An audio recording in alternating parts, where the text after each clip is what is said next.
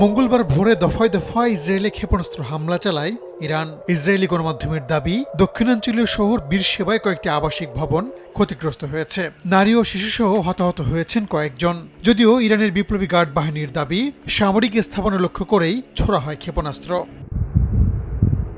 পাল্টা তেহরানের সামরিক ও পরমাণু স্থাপনা লক্ষ্য করে বিমান হামলা চালানোর দাবি করে ইসরায়েলি বাহিনী। এ ঘটনায় ইরানের পরমাণু বিজ্ঞানী নিহত হয়েছেন বলে জানা গেছে। যদিও বেশিরভাগ হামলা প্রতিহতের কথা জানায় আইআরজিসি।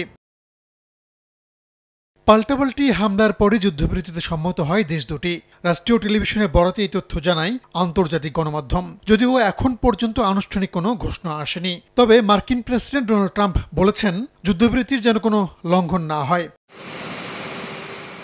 এর আগে নিজের মালিকানাধীন সামাজিক মাধ্যম ট্রুথ সোশ্যালে এক পোস্টে ট্রাম্প জানান, ইসরায়েল ও ইরান পূর্ণাঙ্গ যুদ্ধবিরতিতে সম্মত হয়েছে। 24 ঘন্টা পর দেশ দুটির মধ্যকার যুদ্ধ আনুষ্ঠানিকভাবে সমাপ্ত ঘোষণা করা হবে বলে উল্লেখ করেন ট্রাম্প। পোস্টে ইরান ইসরায়েলের সংঘাতকে 12 দিনের যুদ্ধ বলে জানান ট্রাম্প।